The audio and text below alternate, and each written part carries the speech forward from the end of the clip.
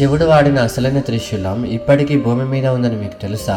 జమ్మూ నుండి సుమారు 125 కిలోమీటర్ల దూరంలో శుద్ధ మహాదేవ ఆలయం అనే ఒక పవిత్రమైన స్థలం ఉంది. పురాణాల ప్రకారం అక్కడ ఉన్న శివలింగాన్ని స్వయంగా పార్వతీదేవి పూజించేవారు. అదే శివలింగాన్ని సుధాంతుడు అనే ఒక రాక్షసుడు కూడా భక్తితో పూజించేవాడు. ఒక రోజు పార్వతీదేవి పూజలో ఉండగా సుధాంతుడు ఆమెతో మాట్లాడాలనే ఉద్దేశంతో దగ్గరకు వచ్చాడు. పూజ పూర్తయ్యాక కళ్ళు తెరిచిన పార్వతీదేవి అతని భయంకరమైన రూపాన్ని చూసి భయంతో గట్టిగా అరుస్తుంది. ఆ అరుపు విన్న శివుడు పార్వతీదేవి ప్రమాదంలో ఉందని భావించి తన త్రిశూలాన్ని మెరుపు వేగంతో విసిరాడు. కానీ దగ్గరికి వచ్చి చూసేసరికి అక్కడ ఉన్నది తన భక్తుడే అని శివుడికి అర్థమైంది. త్రిశూలాన్ని వెనక్కి తీసుకోవాలని శివుడు ప్రయత్నించగా, మీ చేతిలో మరణిస్తే నాకు మోక్షం లభిస్తుంది స్వామి అని సుధాంతుడు వేడుకున్నాడు. తన భక్తుడిని తానే చంపుకున్నాననే బాధతో శివుడు ఆ త్రిశూలాన్ని 3 ముక్కలుగా విరిచి అక్కడే పడేశాడు. అలా విరిగిన ఆ త్రిశూలపు మొక్కలనే నేటికి శుద్ధ మహాదేవాలయంలో ప్రతిష్ఠించి భక్తులు పూజిస్తున్నారు.